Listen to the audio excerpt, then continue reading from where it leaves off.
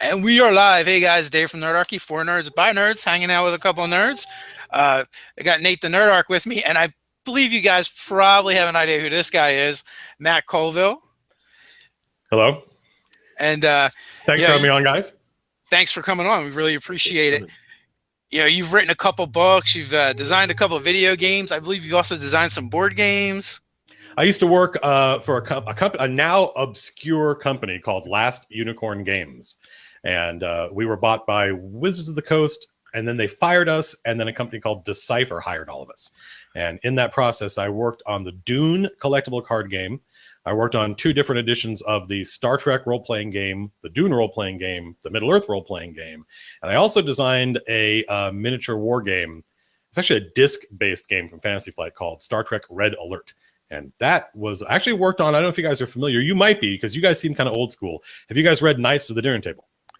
Yes, we are familiar. I designed the official Knights of the Dinner Table card game called Hack. You know what?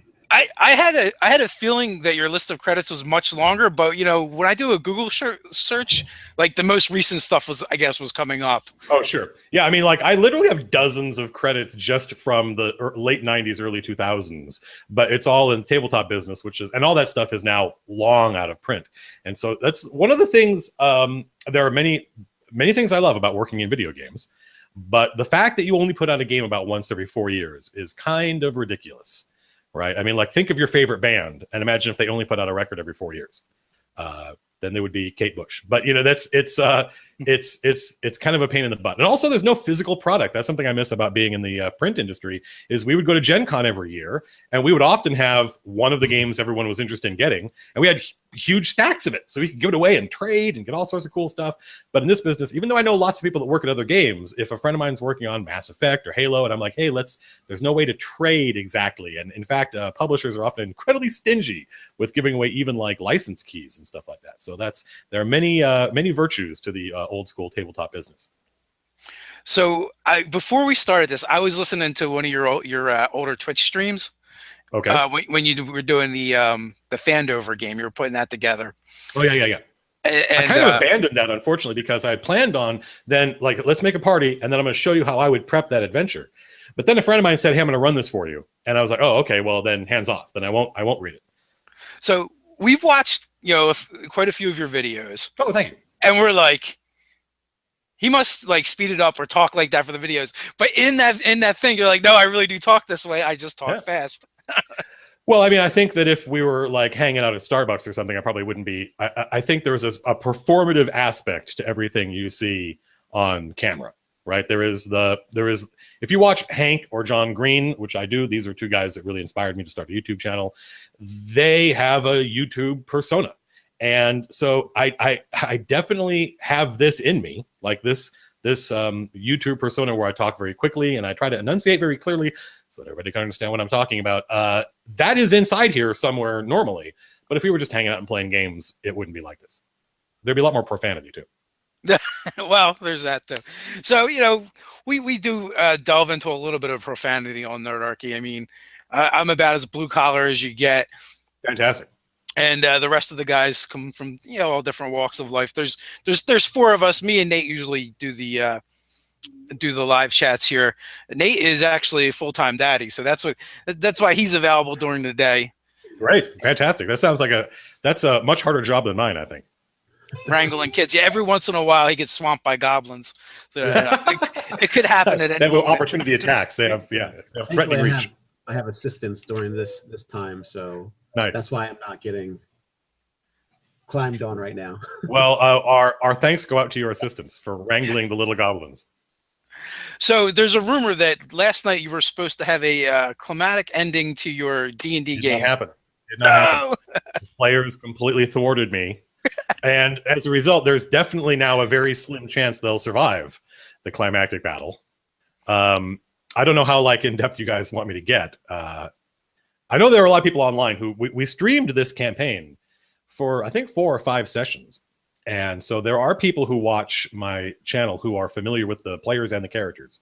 And then we gave up on streaming for a lot of reasons, not the least of which was that I just thought the quality of the video and the audio was incredibly poor.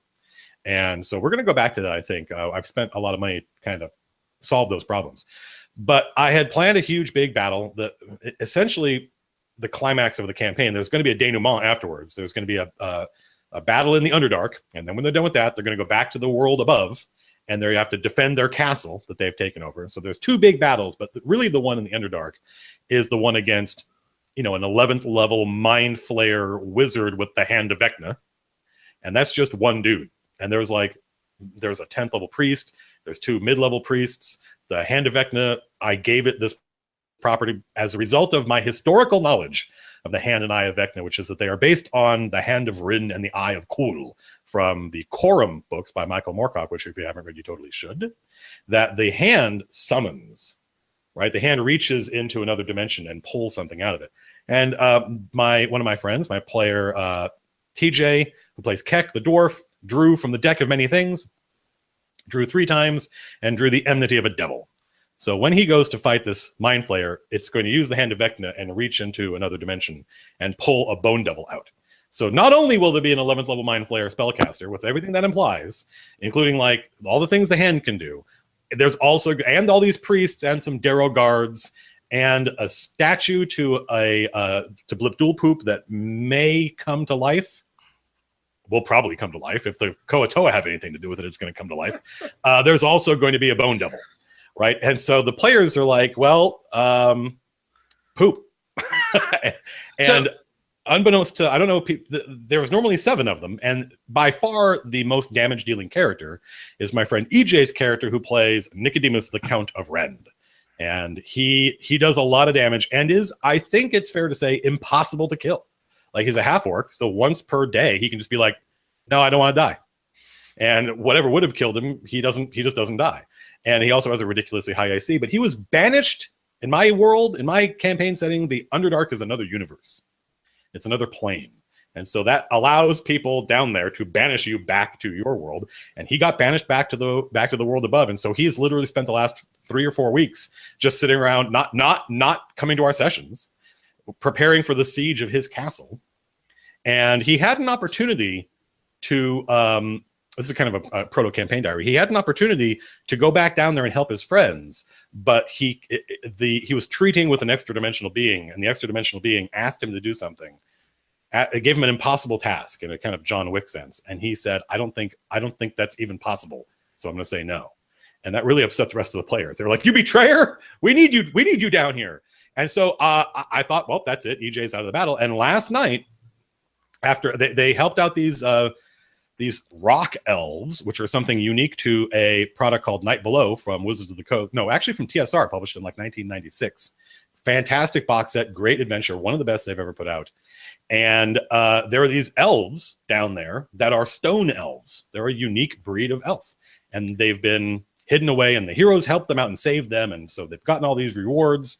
And my friend Lars said, can these guys bring us Nicodemus? Can they bring us EJ's character? And I had not considered that. And as I sat there, I'm like, if that magic, because the head of this group, this is completely by the book, by the way, the leader of these elves is an 18th level spellcaster. So I said, if that magic exists, they can do it. But I don't know if that magic, apart from a wish, like they're not going to use a wish to alter reality to, I thought they might have, actually. They were like, if these guys have wish, can we have them wish the Mind Flayer dead? And that's when I said, well, these guys are pacifists. They're not going to use wish to annihilate somebody. But they might use wish to, but I was like, but the guy who casts wish doesn't really like you guys. He's kind of pissed that you've kind of upended his society. But they might, and then they said, oh, what about Gate? And I'm like, oh, of course, Gate. They use Gate on Critical Role. I completely forgot about it. And Gate is literally like, if you're on another plane, I say your name, and whether you like it or not, there's no saving throw. Now you're on this plane. Hello. And so they did that. They cast Gate. And EJ was just a few minutes away by car. And so we called him on the phone. And I thought, well, this is fantastic. Now they definitely have a chance of surviving because Nicodemus can do a ridiculous amount of damage. However, and there may or may not be a plan on the part of the sorcerers in the wizard in the parties to chop off the hand of Vecna while the Mind Flayer is still alive in battle and attach it to his own And they're going to need somebody like Nicodemus to do that kind of damage, and also hit, because they're going to have to hit. I decided in the AC +4 to the Mind Flayer's normal AC, and then do 15 points of damage in one attack, which is basically the way like a Kraken head works. There aren't really like D&D and to hit table and hit location charts do not mix. But I wanted to come up with something. So they now have this potential, but midway through the phone call with him, I was like, holy crap, he also has a cadre of, he has like 5 7th to 9th level blue dragon knights, like dragonborn paladins in his service. And they're going to want to come with him. Like, they're his bonded servants. They've pledged an oath to him. And I don't have their stats or anything. So, so I said, listen, I think we should stop so I can go get them ready, and we can figure out how you guys are also going to run your characters plus these 5 dragon knights. So that's going to happen next week. So next week will be, I think, the big climactic battle. That was a long story. I apologize. No, that's okay. Wow.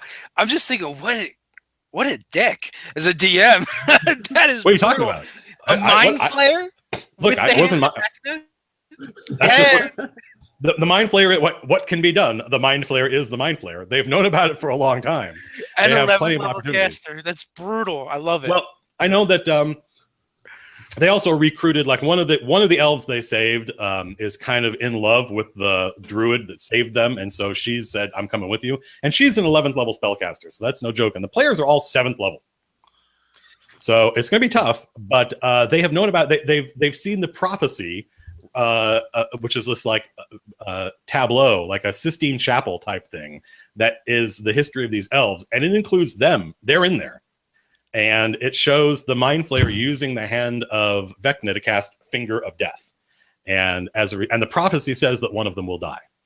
And that was my way, by the way, if you're watching this and you want to know, like, holy crap, that was my way of letting them know this thing can kill you just by pointing at you. so they need to prepare for that, right? They need to have wards and stuff like that. They need to.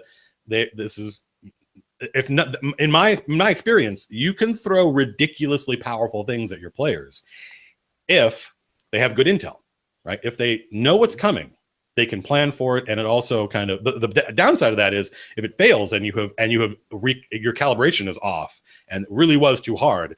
That's when players get really frustrated because they feel like, what could we have done?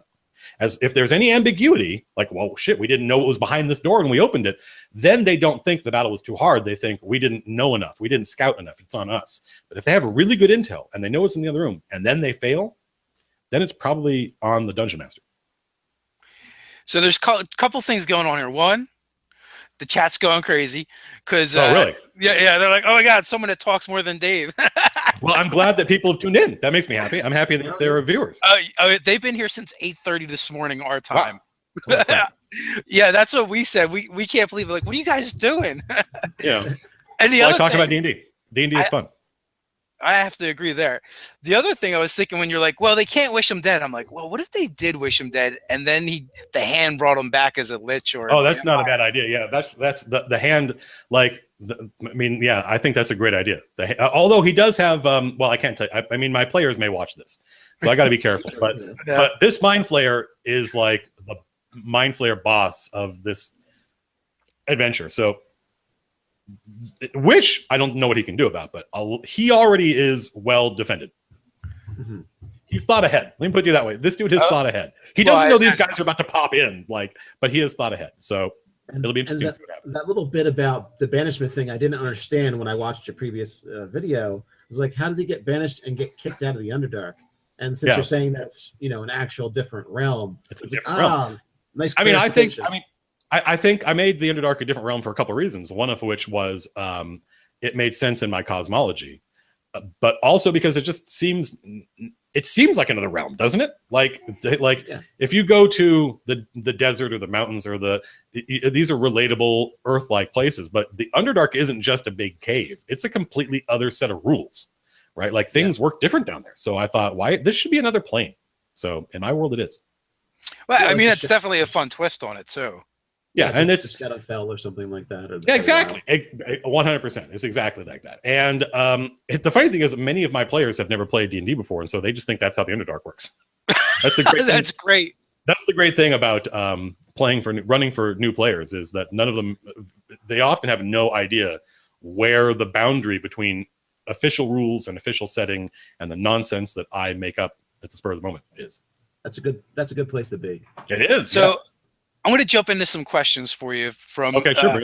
First, I want to start with the patrons. I throw up a post on there, and I'm like, hey, if you guys have anything you want to ask Matt, now's the time to do it. So we got James. He wants to know, what patron do I have to sell my soul to in order to get an internship at Turtle Rock Studios as Matt's personal manservant? Happily, I don't know, happily or unhappily, we don't really have internship programs. I think those are kind of scammy. Come and work for us and we won't pay you. So we're a really small company and we tend to hire a lot of multidisciplinarians. But if you want to get a gig, I can tell you, go to school, learn programming, number one. Number two, probably learn animation. These are two areas that we always need more and better coders and animators. And the good news is, unlike writing, which is basically like, it's just rolling the dice, and that chart that you roll on, you got to roll a 00 to become a writer in the business. Unlike that, getting into video games is if you just want to work there, go to college, get a degree, you will get a job. That's true for animators, that's true for programmers, not so much for artists, because we live in a world where there are many schools that pump out lots and lots of illustrators and concept artists, and so the demand is much lower than the supply. But if you just want to work in video games, go get a degree as a coder or an animator. There's just certain things they're a dime a dozen, and you don't go for a field that's not that, and your chances are much better. I'll tell you that not all, because I haven't asked all of them, but all the artists that I know and worked with that have talked about this all say the same thing, and that is school is no good. All that matters is your portfolio. No one's going to hire you based on your GPA. No one's going to hire you based on your degree. They might look at your portfolio if you went to a prestigious art school. That might help you get a look. But then all that matters is what's on your ArtStation, what's on your website, and which is fantastic. Like, if you want to be a programmer, you need to be able to walk the walk and talk the talk. You're going to have to come into the office and you're going to have to take some tests, and we're going to see whether or not you know what you're talking about. But an artist is great because you can just go on their website and look, and it can be 1 a.m. and they're asleep, and you already know whether or not you want to hire them just based on their art. They're either amazing or they're not. Exactly. Either the portfolio is everything. We just had an artist on yesterday morning, and she was fantastic. Oh, great. And it's exactly what you said. And that's exactly what we did. We spent part of the live stream just screen sharing her portfolio and having her tell us about it. I'm like, that's a great idea for the stream. That's fantastic. Oh, yeah, I mean, and even obviously, video games is a deeply collaborative business. But on that scale of collaboration, artists are one of those people that, even if this person is prickly, right, that's fine. Just leave them in a corner, let them draw. Right? Yeah. Right. Whereas your programmers and animators need to be able to really work together as a team, and have some degree of ability to interact and compromise and stuff like that. Well, that's awesome. Well, I hope that answers your question, James. We also have a David. I know you love movies. I do. Movies are one of my great passions. So if you could set a game in a movie universe, which one would you choose? Probably Dark Sun. Yes. Right? Just because Dark Sun is so I think it's this great intersection between it's still relatable, right? It just looks like an alien planet. It looks like John Carter of Mars, but it's also fantasy. It's also D&D. Visually, I think a movie art directed by Brahm, would just look amazing. And so, and it's a great kind of twist on classic fantasy. Basically, the new Mad Max is basically that. Yeah. I feel like, but I think he wanted to know the other way around. What movie universe would you play in? What movie universe would I play? Yeah. In? What movie universe would I play? Would you run your game in? Yeah. That is a good question. It would probably be something like the 13th Warrior. I think that a low level, no magic game set in Scandinavia, set in somewhere in the Danelands or something like that, would be kind of classic and a lot of fun. And there's a great, a fantastic, unlimited supply of reference material, right? You could make it seem really authentic. And then I would just throw in, you know, some minor fantasy items like, you know, goblins and kobolds and stuff like that. Plus 13th Warrior is one of my favorite movies. So Yeah, or even like I love the Scandinavian trolls and stuff like that are amazing. Where they look more like D&D ogres than they do actual trolls. We got one from Australia too. Hello, Australia. Gareth from the 7D system wants to know about broadcasting games. You actually touched on this a little bit when you wanted to know if you're going back to it, what you thought of the setup, and do you feel like a 6th edition Dungeons and Dragons will be focused more on online gaming? And well, they tried that with 4th edition was designed from the ground up to be played with a virtual tabletop, and in fact, it's my personal conviction that you can't really understand 4th edition unless you understand it was intended to be played on a virtual tabletop, and that edition tanked. I think it actually sold relatively well in the scheme of like role-playing games, but not in the scheme of like compared to like 5th edition or 3rd edition. And so I'll be surprised if there is a 6th edition of D&D. I think they're pretty happy with the way. I mean, all it takes for a 6th edition, which is not really the question, but it's the one I'm going to answer for right now. It's all it takes for a 6th edition of D&D to happen is the folks that are there now to leave, and a new bunch of people get hired, and those designers would want to make their own edition of the game. But you know, I think that I'm not. I think that streaming D&D as a spectator sport. I think D&D as a spectator sport is not that. It's not that interesting, and that's one of the reasons we stopped streaming. However, even though I know lots of people watch it, so this is going to sound like blasphemy to some people because I know that Critical Role gets like 20 to 30,000 people watching it every week. We've probably got at least 100 sessions online. I feel the same way you do. I know they like it, so we do it. Yeah. However, I think there's a difference between D&D as a spectator sport and streaming D&D. A spectator sport is something you just watch passively, right? Like if I'm watching baseball at home, there's no way for me to interact with the players. However, the promise of streaming is the promise of interaction. All the best streamers are constantly interacting with their audience, and that promise, and it's the promise, not the reality, right? Because if you've got 30,000 people watching you, there's no way to interact with all of them, but all of them feel like something they say in that moment, the people streaming might key off of. I think that is definitely something that D&D can do, and that's something we're going to try. I think that if we get another stream off the ground, it will be interactive. The players and I will be aware of chat in one way or another and be able to interact with it in a curated way that makes our lives not more complex. That'd be great. I'm curious to see what that looks like. So we got like 2 more here, and then we're going to go to the actual live chat. So we got Peter. Hello, Peter. He wants to know when your next book's coming out. Wow, that's a good question. A Kickstarter for Stronghold Rules. Will it happen? Well, the Kickstarter for Stronghold Rules is in the near future. I've probably got another 2 or 3 weekends of work on my top secret project that I cannot talk about. And that takes up my weekend time. And then when that's done, it'll probably be another 2 or 3 weekends before the Stronghold Rules are finished being written, at which point I go to Kickstarter to get money for layout and art. And maybe print it, depending on how much we get. It'll probably be a stretch goal for, if we make this much money, we'll go to print. I know a bunch of artists, I know layout folks, but that stuff costs money, and I want, obviously, every time I talk about this, there are people who are like, I don't care about art or layout, I just want the text.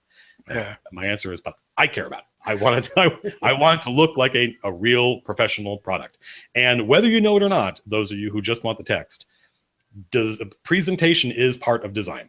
The way something is presented to you is part of the design of it, and it will impact your reaction to it. And plus, it would be nice to have like sample strongholds, and that requires maps and illustrations and stuff like that. So the Stronghold Rules will be around, what is this? We're about to enter into April. I would say around the end of May, I would like to be able to get a Kickstarter going to get the Stronghold Rules printed, or at least a minimum a PDF, and then actual printed copies should be technologically possible. Go ahead. I suspect from my experience watching different Kickstarters, your Kickstarter is going to do very well. So you better start thinking about your stretch goals now. Well, I mean, I follow a lot of Kickstarters. I kickstart a lot of stuff. I believe in the Kickstarter ecology. I think that it is robust, and I think there is obviously an element of caveat emptor, right? Like you gotta know what you're getting into. But I think a lot of Kickstarters, we're getting into an era where people know the Kickstarter ecology and they game it, and it can be kind of exploitative, if you know what I'm talking about. Like there's that there's a term I think it's called FOMO, FOMO, fear of missing out. And that drives a lot of Kickstarter sales. It's like, I could have just waited for this to come out and paid $60 for it, but I Kickstarted it, and I was afraid I was going to miss out on something, and that caused me to pledge way above the actual value of the product. And so I read about this stuff all the time. I research this. I have friends that have done Kickstarters, and I always want to make sure that whatever I'm doing, the people on the other end feel like they are getting value for their time or money. And so we'll see how the Kickstarter goes. And that's a long way of saying there might not be that many stretch goals. It might just be, I want to do this with art. And actually, I'll tell you this, spoilers. My goal is that one of the stretch goals, I don't know if stretch goal is even the right term for it, but one of the pledge levels, that's a better way of saying it. One of the pledge levels will be, you send me a PC, a player character of roughly 7th level, and I will make a unique follower chart for them. That you roll on this chart, and it is unique to your character and that part of the world that they live in and the adventures they've had. And because I think that would be a lot of fun for me, and it would be, again, that feeling of value added for the person pledging. Some people just like to take part, though, and say they were a part of this thing. Yeah. I think there's an element of that, too, in there. Completely agree. Plus, it's a way to support people. It's a way. A lot of the Kickstarters I pledge, I'm well aware this is going to fund.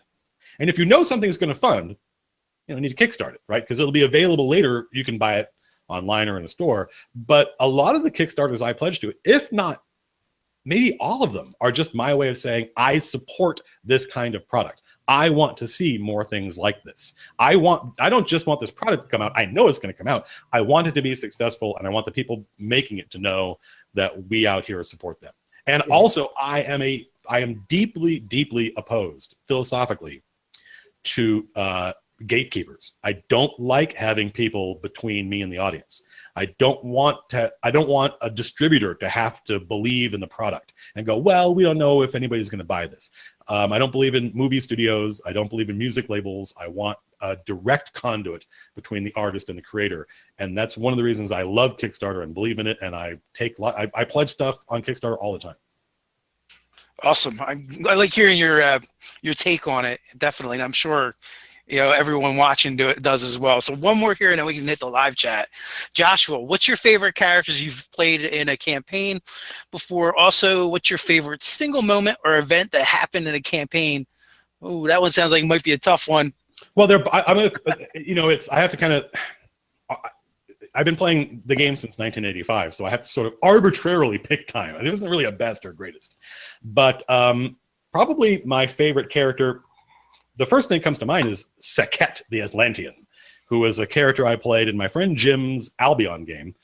Jim Murphy, I did an interview with him. He's one of the GMs. He started in 1974, 75 when D&D first came out. And he went for my friends and I in 2000, the year 2000, when D&D 3 first came out. He ran a game set in Mythic England based on a war game published in SPI's magazine, sci-fi magazine, Ares. So I'm not going to explain those things because you can go look them up and you'll go, oh, I get it. So Albion is Mythic England. It's prehistorical, and there's fairies and Fomorians and stuff like that. And because it was set in the real world, I said, could I like be from Gaul, or can I be? He goes, yeah, you can be from wherever you want. And I thought it would be cool. I just invented this idea that Atlantis was real in this world, and it had just sunk beneath the waves, and that it was an Egyptian outpost. And that these were kind of like high fantasy Egyptians. And I'm making all this nonsense up. And so my character is a paladin, basically an Egyptian paladin who washes up on the shores of Albion.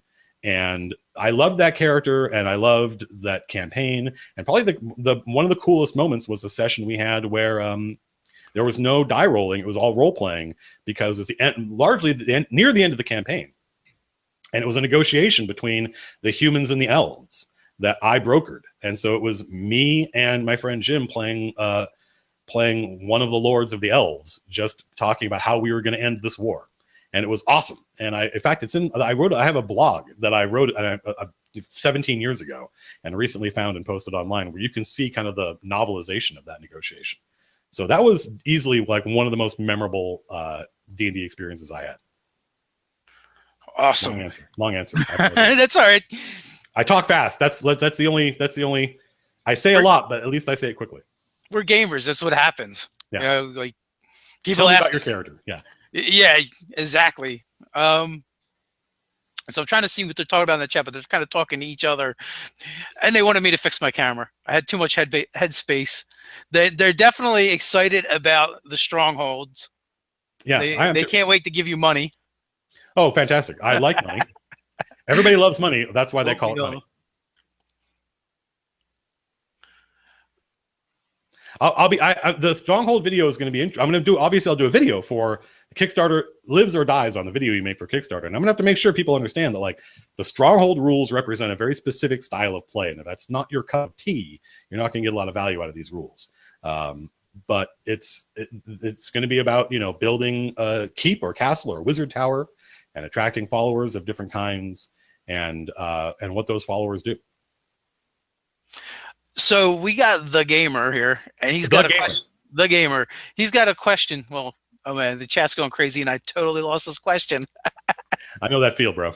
Yeah. I do the same thing whenever I do a Twitch stream. I mean, I just want to respond to everybody, and as a result, I'm always like way behind the actual live chat. So basically, what he wants to know is, are we going to run the Tomb of Horrors? If I ran the Tomb of Horrors, I would run the 4th edition Tomb of Horrors, because it is an actual dungeon that you can run as opposed to just a way to kick your players in the nuts. Have you? I saw you talking about.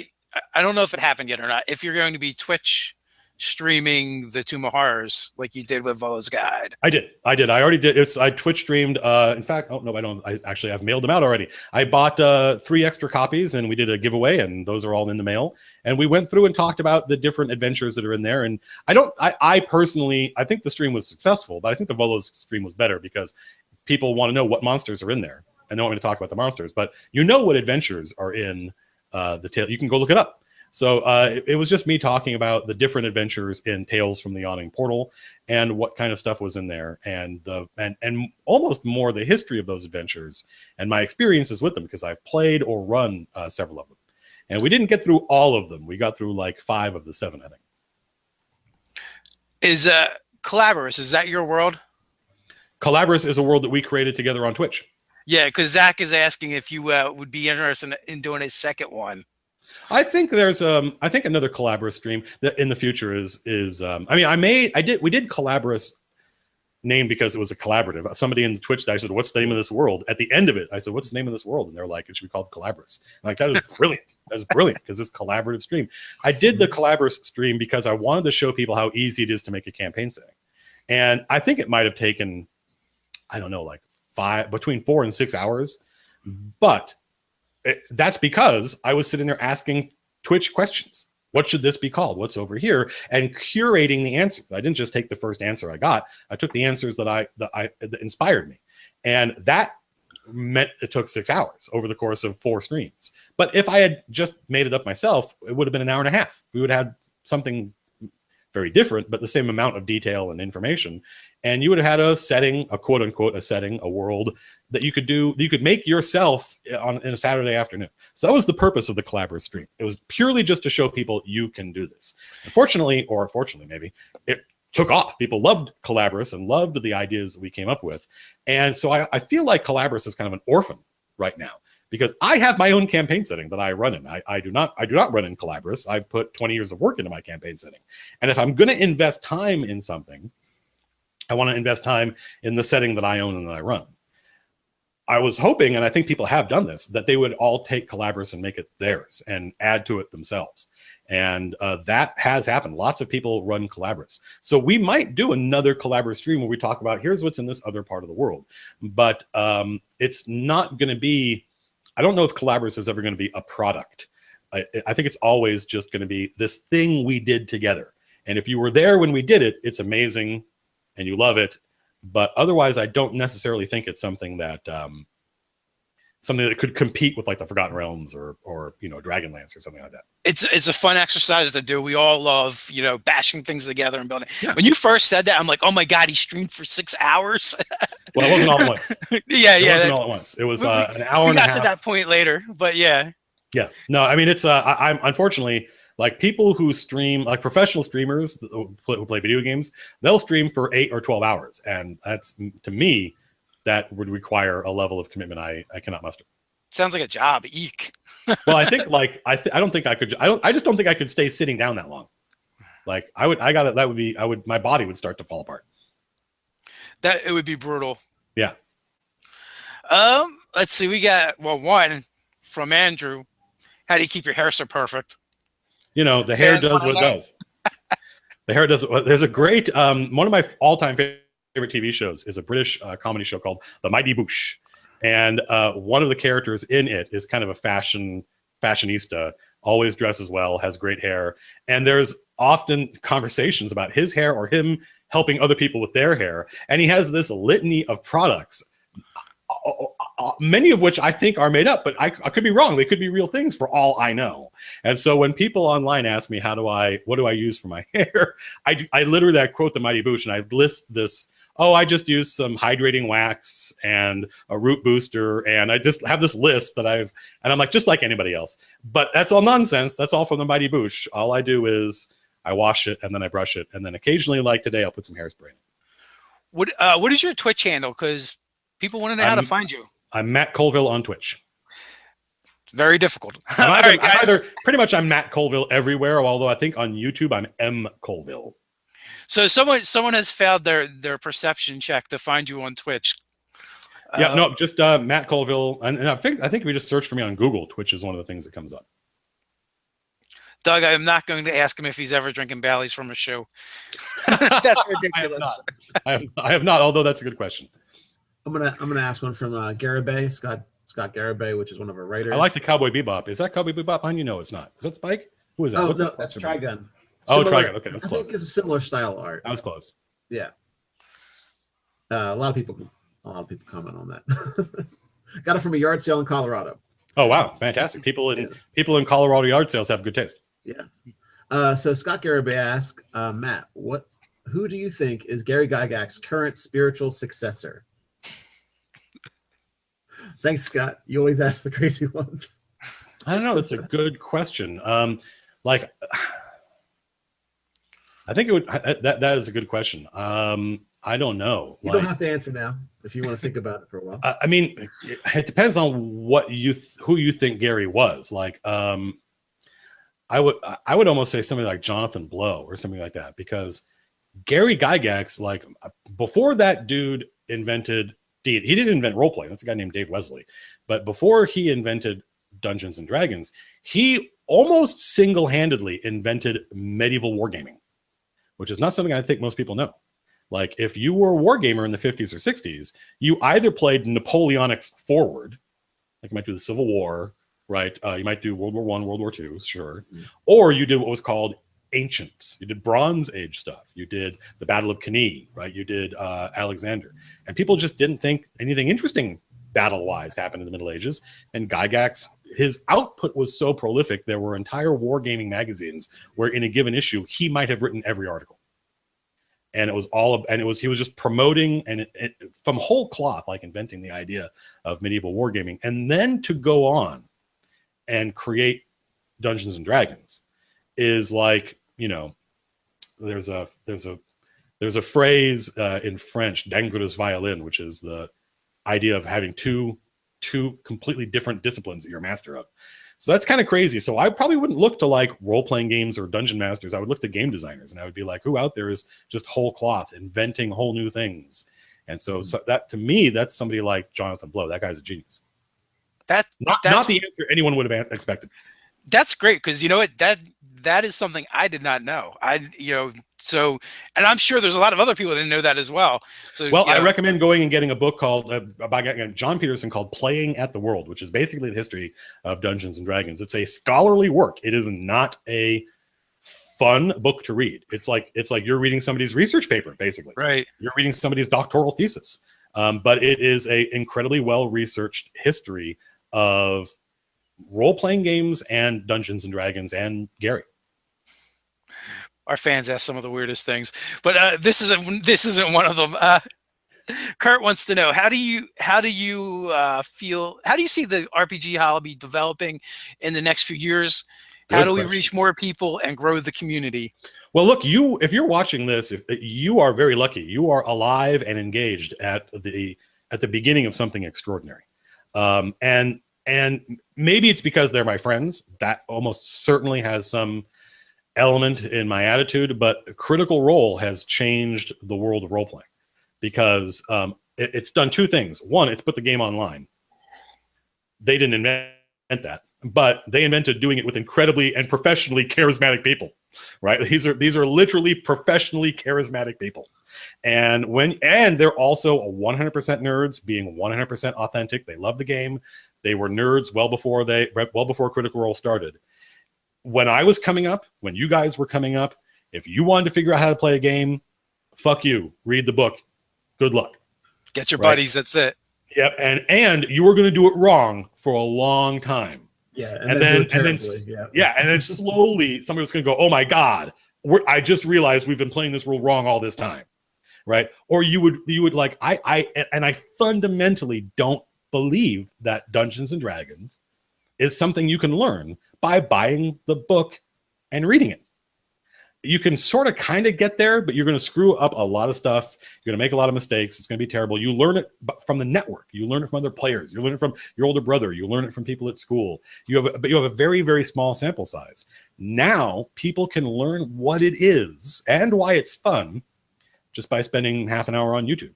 And that experience is transformative. It is, I think, going to radically change, and I think already has radically changed the business.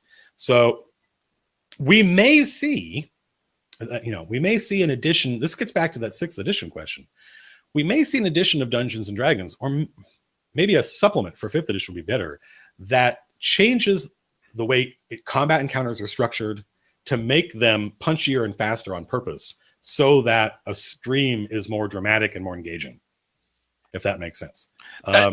That's funny you should mention that. One of the guy that asked the Gary Gygax questions, Scott, he'd been toying with making an RPG based on 45-minute game sessions. Yeah. They're basically like going to the movies instead of what we're used to. And whole concept of fast. I'll tell you, I think probably a supplement would be all it takes, because I think I'm going to see him Monday, and we're probably going to talk about this. But like Matt Mercer, I think I don't watch a lot of Critical Role. I watch about a half an hour of it a week, which to me is a lot. That's like half my television watching in a week is half an hour of Critical Role. But that's only a fraction of all the Critical Role there is, which is ridiculous. So I don't really have a good sense of this, but I don't think Matt runs D&D like the way the rest of us do, where, oh, here's this dungeon and there's 30 rooms and it's going to take you guys 4 weeks to get through it. Because I think that would be really tedious for the viewers. If there's a dungeon, he'll run an encounter which is getting in the dungeon, and then another encounter which is like getting past the Guardians, and then a third encounter which is the battle at the end. Right? And that's a lot more interesting to watch.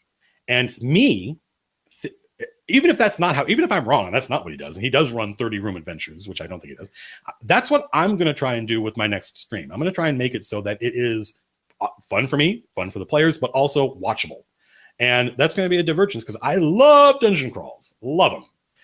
And so taking something like a big epic dungeon and boiling it down into a couple of set-piece encounters is going to be an interesting challenge. But that gets you, I think, about halfway to an optimized version of the game for streaming. The other half would be mechanical and have to do with rules and stuff like that. But unfortunately, and this is, I suspect a lot of people aren't going to like me saying this, or they'll just disagree. Like, I don't have a lot of patience for games that aren't D&D, just because the audience for role-playing outside of D&D is so small.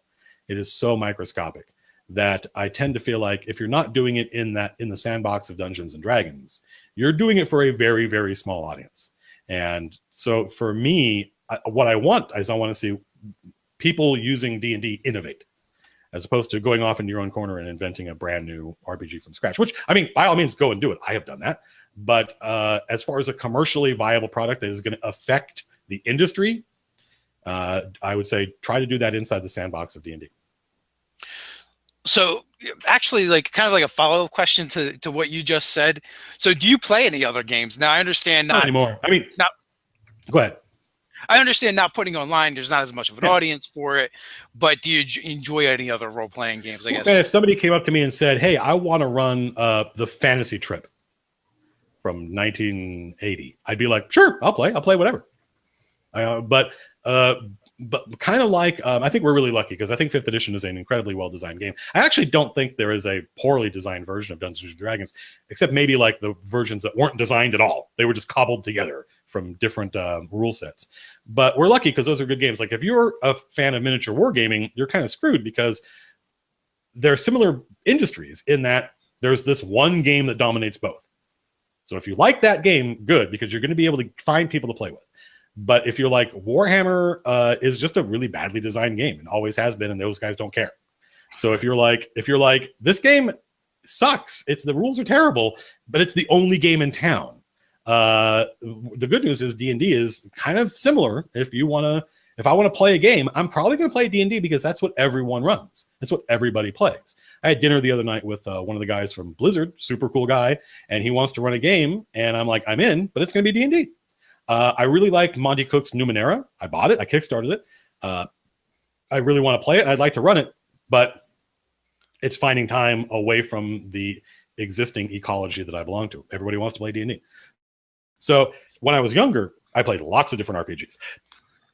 Games people watching probably haven't ever heard of. I played like games like Blue Planet. And I loved, Traveler is not an obscure game, but I loved Traveler. And I played Call of Cthulhu. Everybody played Call of Cthulhu. I played a lot of Champions. I played Shadowrun back in the day. I played, in fact, I was watching one of your streams, and somebody had in the background a copy of Warhammer Fantasy Battles, which I played the original edition of. I even played the new quote unquote Fantasy Flight version. And there were things about it I really liked. I thought the dice mechanic was really inventive and fun. So, I mean, I like all kinds of games. I like playing all kinds of games. But in this day and age, especially if I'm going to run something, running D&D usually means running in my setting, which I own, and time I spend developing it is time I'm investing in myself. And as somebody who can monetize his time, which is, I'm incredibly lucky I get to do that. That to me it's kind of like the reason I don't watch a lot of TV, because I feel like I could be working right now. It makes a lot of sense. We actually use Nerdarchy as a way to, like, we focus on 5th edition Dungeons and Dragons pretty much because we really enjoy it. We think this is we're really lucky. It's such a good game, right? Yeah. Oh yeah. We feel like this is the best version. They took all the best parts from all the editions and kind of like put them in one spot. But we also like to use it as a way to show that audience that, oh, there is some other games, because we just know a certain amount of people will kind of follow us wherever we go at this point. It's the beards. While I say, the beardies, of which I am one, everything I said, I believe, obviously. But when people, especially on Twitter, say, my players just really don't like combat, they like the role-playing stuff, but is there something I can do? I don't tell them, well, here's how to fix combat in D&D 5. I tell them, go play a different game. Go play. There's lots of different RPGs. It's not just D&D. And a lot of them are really well designed and fun. So if the problem you're having is, I don't like one of these core conceits of Dungeons and Dragons, which is that you're going to spend about half your time rolling dice and killing orcs. If you don't like that, there's lots of other games. And there are folks out there. I was on a show called the GM Roundtable on Alpha. And one of the themes we were talking about was like science fiction gaming. There are a lot of people out there that just don't like fantasy. That's just not their cup of tea. Does that mean they don't get to play RPGs? By no means. There are lots of great science fiction RPGs out there. In fact, there's a new one I'm kind of vaguely interested in, Starfinder. I'm probably gonna check out and buy and look at. Although the more I hear about it, the more I go, not right. I want like modern Traveler, not modern Spelljammer. Yeah. We actually have James coming on at some point in the future. Oh, really? Cool. I've got him scheduled to check that. I love the art. I will watch that. Oh yeah, the art's great. Art is A+. I definitely want to check it out, but it's I'm seeing the Pathfinder rule system, and as I get older, I'm just like, more rules light, the better. It's just. I mean, I would certainly play D&D 3, 3.5, Pathfinder. To me, that's a one bucket. I would certainly play that again, and it's one of the editions that I spent the most time in. I probably spent 8 years running that game and playing that game a lot, more than once a week typically. But I don't think I could run it again. It's just too much. It's too dense. There's too many rules. Too many notes, Herr Mozart. Too many notes. Yeah, we had someone on the other day, and they basically put it the best way. What do I want to run? 5e. What do I want to play? Pathfinder. So it kind of like sums it up. I think that there are lots of great crunchy character options in 5th edition. So but I did enjoy playing 3rd edition. I would have no problem going back to it. I remember I tried to play Baldur's Gate. They remastered Baldur's Gate, and after about 30 seconds, I'm like, I cannot do second edition D&D again. I can't do it again. I don't care. Like, there was a time when these rules were really important to me, and now I don't care. So yeah, I love that game, but yeah, I wouldn't want to play it again. Well, I'll tell you, that's the failure of almost every D&D video game, is that the people making it, someone somewhere thinks that the thing people really want to do is care about, their saving throw versus petrification. And it's like, but no, surely D&D is about kicking down doors and killing orcs. It's not about whether I get +1 to this or +3. And so that notion of taking the mechanics of D&D and pushing them to the forefront, and to show you how authentic your game is, I think is a mistake. Just pull all that stuff behind the scenes and let me just play a character that is an adventurer and a hero. The setting and the theme has got to be the juice. So we got another question here. I personally feel like this would have been a better question if we had a female guest on, but okay. Mike wants to know advice on getting more girls playing. My daughter plays, and I'd like to see more girls at the table. Wouldn't we all? Invite them. No more women, and show them the game, and show them Critical Role, which has a strong female contingent in it, and they will think it's awesome. I mean, I don't know. I think it's a complex question because it assumes that there is it assumes a lot. Like I would like to think that a lot of the women I work with want to play D&D and have played D&D with me. And so I think that it's just about I think there is definitely there's a bias in our culture. Like, women are taught at an early age that things like math is a boy thing. That is not a problem that we can solve in the context of playing D&D, but it is a reality. And it's nonsense. In fact, every study has shown that if you, for instance, raise boys and girls and put them in environments where they're encouraged to play chess with no baggage associated with it, they do equally well. And it seems as though the girls might even do a little bit better. So certainly there's nothing stopping the girls or the boys from enjoying the game, but there may be some cultural biases where girls are growing up thinking that that's kind of a boy thing. But it's obviously it's not. And all you got to do is show them people playing it and having fun, show them Critical Role. And if they don't think that looks like fun, I want to do it, maybe D&D is not for them. Play something else. Play Talisman or Settlers of Catan. It's not for everybody. So Shameless plug here. Wednesday night, 7 p.m. Eastern time, we run the Scarlet Sisterhood. It's all female players with me running. That sounds great. I mean, I think like that. So my number one answer is, if you want more female people, if you want more women to play, ask them to play. They will probably say yes. And then just treat them with respect the way you would anybody else, and they will probably have a good time. It's a lot of fun for me. It's running a little bit different kind of the game. I run the game exactly how I've always run the game. They play it a little bit different, and sometimes I fear for the virtue of my NPCs, but it's a blast. Well, I have noticed, again, getting back to that cultural, deep like built-in, now we're getting into politics, that kind of built-in patriarchy and misogyny in our culture teaches women bad lessons. And when they are free of those expectations for the first time, and they get to play D&D for the first time, they don't want to play the princess who's going to be saved. They want to play the bloodthirsty barbarian, right? They're like, I want to kill things. And I'm like, by all means. Like, that is what this game is about. So it's always fun to see people who haven't gotten to engage in the fantasy for whatever reason, and have been told to behave a certain way, or that certain things are manly or feminine, And when they get to the table and all bets are off and they can do what they want, you get to see them have a lot of fun. It's it's escapism, but as Christopher Tolkien said about his father's work, like, people think escapism is bad because they think of like a parent escaping the burden of responsibility, and that's bad. But escapism is also the escapism of the prisoner, right? We are that person is a hero. The prisoner who escapes an unjust jail is a hero, and that we have that opportunity to say, look, this is a game where you can put all the bullshit of your life and all the bullshit expectations that society has layered onto you aside, and just have fun and knock down the door and kill some orcs. That was a lot of talking. No, I'm listening to you and the chat at the same time. Sorry if I get a little distracted here. Also, another thing is, if you accept all those cultural biases, you end up in a world where girls are expected to be more creative and guys are supposed to be more analytical, which I think we understand now is bullshit. But those expectations are there. And the good news is, if you buy into those, Dungeons and Dragons is a hobby that has both of these in equal measure. Like, you can spend your entire weekend just painting miniatures or crafting terrain or drawing characters or maps or cartography and being creative in a literally artistic sense, meaning paints and brushes or whatever you're into.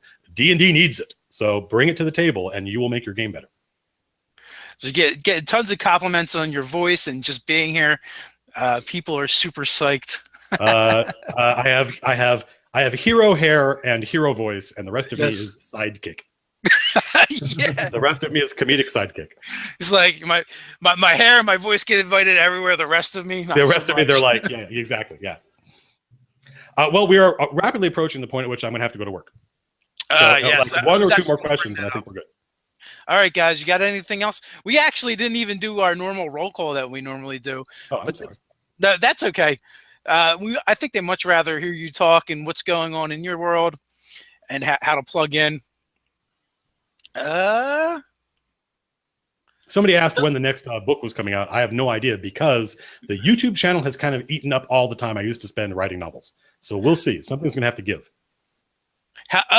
So here's a direct question. Someone had mentioned it before, and I didn't quite get the context. So Lucas, question: hey Matt, how's the adventure lookup project coming along? You know what? It's moving along. So I started. When I got to, like, I don't know what it was, 30,000 videos. I was like, let's do something with this newly found network. And I proposed. I basically wrote a design doc, which I then made a video for a website called Adventure Lookup, because it's something I have wanted for a long time. I want to just be able to put some criteria in, and the criteria should be things like, I want a wizard's tower that around 3rd level. And that's actually, there isn't that. That doesn't exist. People say, well, go to the DMs Guild, and but the DMs Guild doesn't know those things. It knows low level adventure, but if I search for wizard's tower, unless it's in the name of the product, then I may not get a good answer. It's like, this is a really cool magic item. Are there any adventures that feature it? Right, that's a good question. Oh, I want an adventure where you fight beholders. Well, once again, if beholders aren't kind of in the title of the adventure, you're going to get a poor result from Adventure Lookup from DM's Guild. So I want something that tells me I want to fight hobgoblins. I want to, and I pitched this idea, and it got a ridiculous amount of attention. Somebody created a subreddit for it, and that subreddit became one of the trending subreddits of the day. And I was like, well, surely this is going to happen. But I was not. I put this out there hoping that the community would collectively create something, but I said this in the video, I can't make this or manage this project. I've got a job and all sorts of hobbies that are kind of becoming jobs. So it has to happen on its own without me. And that proved optimistic.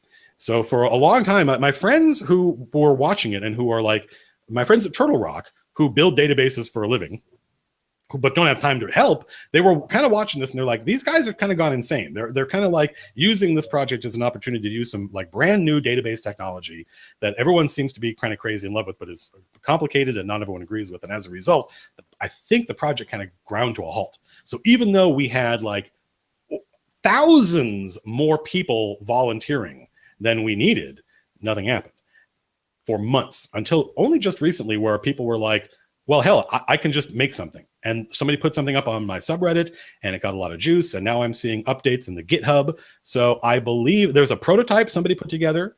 and I gave a bunch of feedback, and this was just like last week. So I think if you just go to my subreddit /r/Matt Colville /r/Matt Colville on Reddit and look for Adventure Lookup, you'll find something, and you can check out and go to the prototype.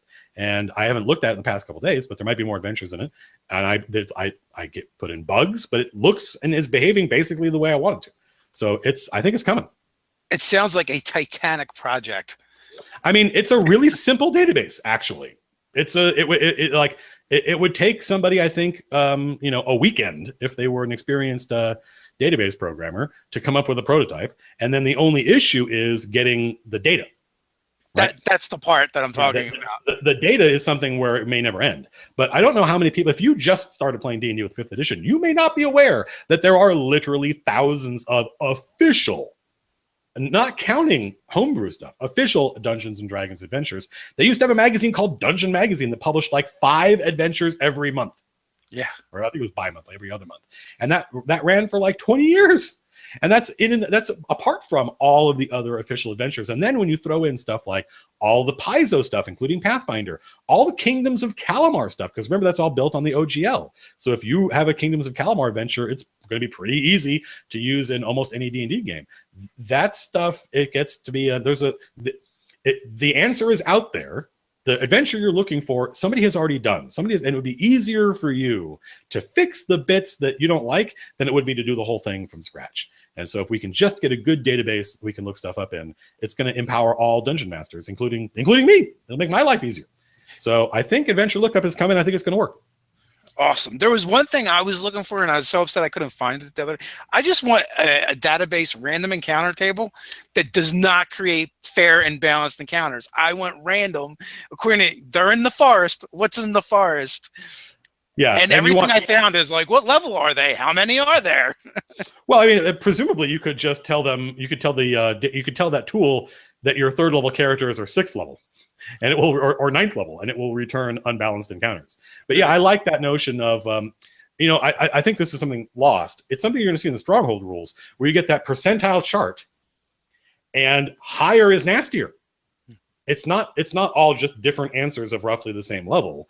If you roll 00, a lot of those advanced Dungeons and Dragons charts, if you roll in the 30s or 40s, you get the kind of bland result.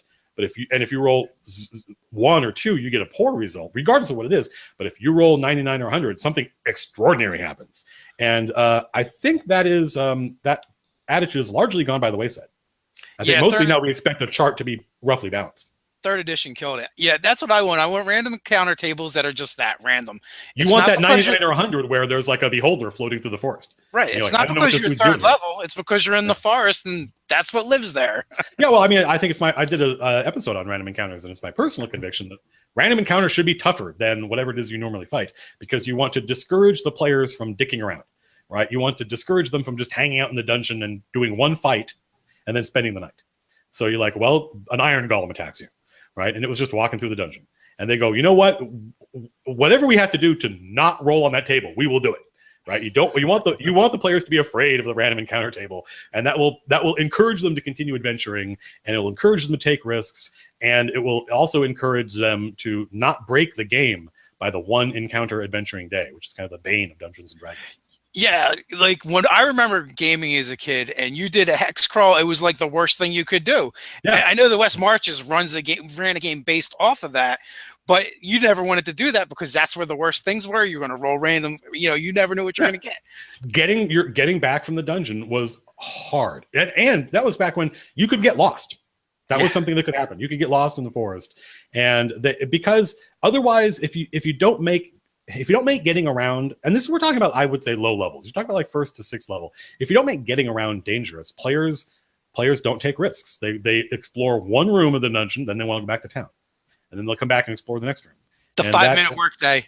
Yeah, and that's not fun. And I will tell you that your players, they know it's not fun. They don't like the player. Most of my players, they're always like, we knew we were getting away with something, right? They don't like that feeling of. They're going to do whatever is optimal because they're players and it's a game, but they also want that feeling of danger and risk. They don't want that feeling of like, well, we've broken the game by doing what's logical. Yeah, you want to do that, play World of Warcraft and grind on rabbits. Yeah. So, but I'm going to let you go. I know you have to get to work. We I really appreciate it. Thank you. We appreciate you coming and hanging out with us. I know the fans do. Hey, Nate, are you watching the numbers over there? How many people have we had in this chat? We've been up to like 512, 515. Wow, not bad. Yeah, well, that's it's like a Friday morning. That's pretty good. It's 5 times our normal numbers, so nice. Holy crap. Well, I want to thank everybody for tuning in and thank a bunch of really good questions. I thought that the questions were great and gave me an opportunity to kind of talk about stuff we don't normally talk about. So, with that, we're going to wrap things up, guys. Until next time, stay nerdy. Thanks again, Matt. Oh, I can't turn it off. Nate has the power today. Yeah. Thanks again, Matt. Thanks very much for having me on, guys. I really liked it.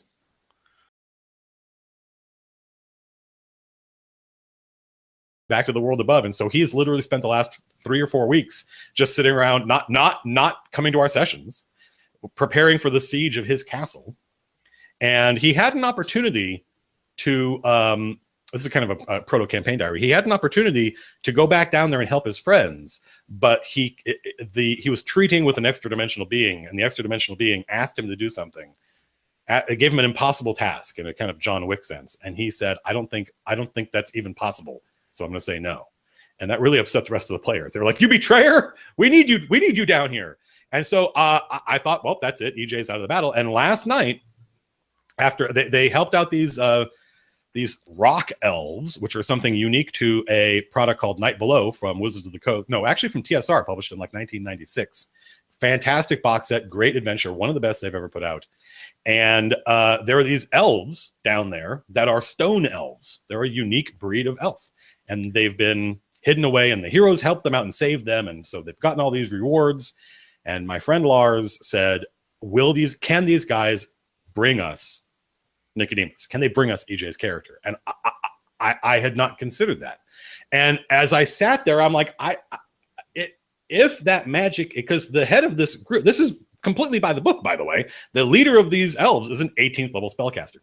So I said, if that magic exists, they can do it. But I don't know if that magic, apart from a wish, like they're not going to use a wish to alter reality to... I thought they might have, actually. They were like, if these guys have wish, can we have them wish the Mind Flayer dead? And that's when I said, well, these guys are pacifists. They're not going to use wish to annihilate somebody. But they might use wish to, but I was like, but the guy who casts wish doesn't really like you guys. He's kind of pissed. It's kind of a pain in the butt. And also there's no physical product. That's something I miss about being in the print industry, is we would go to Gen Con every year, and we would often have one of the games everyone was interested in getting, and we had huge stacks of it. So we could give it away and trade and get all sorts of cool stuff. But in this business, even though I know lots of people that work at other games, if a friend of mine's working on Mass Effect or Halo, and I'm like, hey, there's no way to trade exactly. And in fact, publishers are often incredibly stingy with giving away even like license keys and stuff like that. So there are many virtues to the old school tabletop business. So before we started this, I was listening to one of your older Twitch streams. Okay. When you were doing the Fandover game, you were putting that together. Oh yeah. And I kind of abandoned that, unfortunately, because I had planned on then, like, let's make a party, and then I'm going to show you how I would prep that adventure. But then a friend of mine said, hey, I'm going to run this for you. And I was like, oh, okay, well, then hands off. Then I won't read it.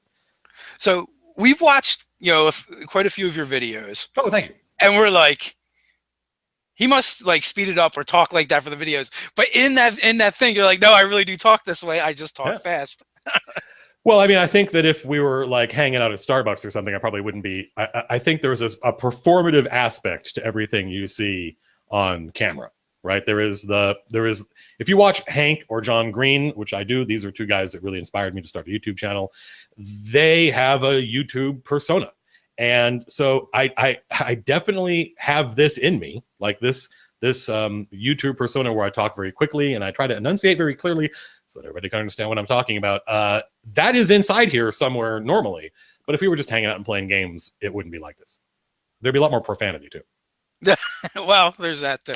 So, we do delve into and that's just one dude. And there's a 10th level priest. There's 2 mid-level priests. The Hand of Vecna, I gave it this property as a result of my historical knowledge of the Hand and Eye of Vecna, which is that they are based on the Hand of Rin and the Eye of Kul from the Quorum books by Michael Moorcock, which if you haven't read, you totally should. That the hand summons, right? The hand reaches into another dimension and pulls something out of it. And one of my friends, my player TJ, who plays Keck the dwarf, drew from the deck of many things, drew 3 times, and drew the enmity of a devil. So when he goes to fight this Mind Flayer, it's going to use the Hand of Vecna and reach into another dimension and pull a Bone Devil out.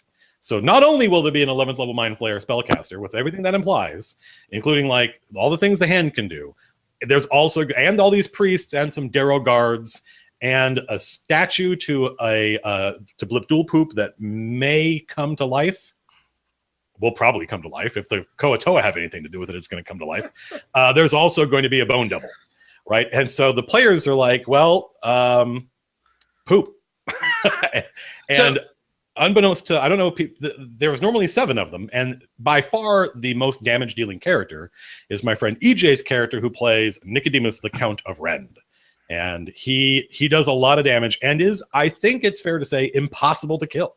Like, he's a half orc. So once per day, he can just be like, no, I don't want to die. And whatever would have killed him, he just doesn't die. And he also has a ridiculously high IC, but he was banished in my world, in my campaign setting. The Underdark is another universe. It's another plane.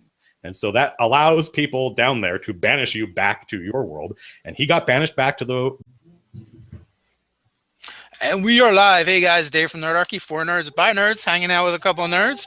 I got Nate the Nerdarch with me, and I believe you guys probably have an idea who this guy is, Matt Colville. Hello. And thanks for having me on, guys. Thanks for coming on. We really appreciate it.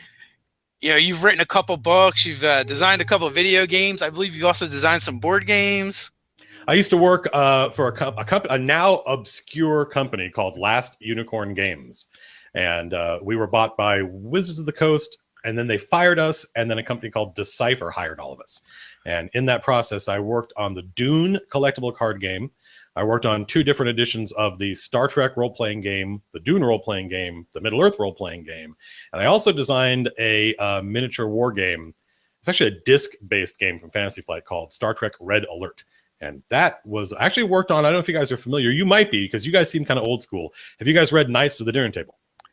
Yes, we are familiar. I designed the official Knights of the Dinner Table card game called Hack. You know what? I had a feeling that your list of credits was much longer, but you know, when I do a Google search, like the most recent stuff was, I guess, was coming up. Oh, sure. Yeah, I mean, like, I literally have dozens of credits just from the late 90s, early 2000s, but it's all in tabletop business, and all that stuff is now long out of print. And so that's one of the things, there are many things I love about working in video games, but the fact that you only put out a game about once every 4 years is kind of ridiculous. Right. I mean, like, think of your favorite band and imagine if they only put out a record every 4 years. Then they would be Kate Bush. But, you know, it's a little bit of profanity on Nerdarchy. I mean, I'm about as blue collar as you get. Fantastic. And the rest of the guys come from, you know, all different walks of life. There's 4 of us. Me and Nate usually do the live chats here. Nate is actually a full-time daddy, so that's why he's available during the day. Great. Fantastic. That sounds like that's a much harder job than mine, I think. Wrangling kids. Yeah, every once in a while he gets swamped by goblins. So it could happen at any They have opportunity attacks. They have threatening reach. I have assistance during this time, so nice. That's why I'm not getting climbed on right now. Well, our thanks go out to your assistants for wrangling the little goblins.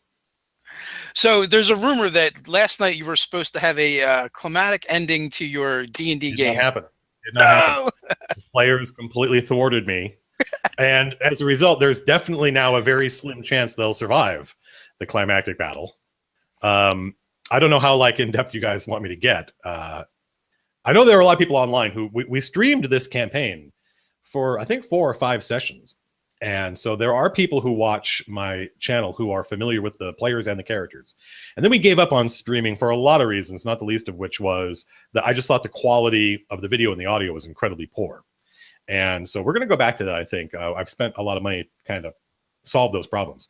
But I had planned a huge, big battle that essentially the climax of the campaign. There's going to be a denouement afterwards. There's going to be a battle in the Underdark. And then when they're done with that, they're going to go back to the world above. And they have to defend their castle that they've taken over. So there's 2 big battles, but really the one in the Underdark is the one against you know, an 11th level Mind Flayer wizard with the Hand of Vecna.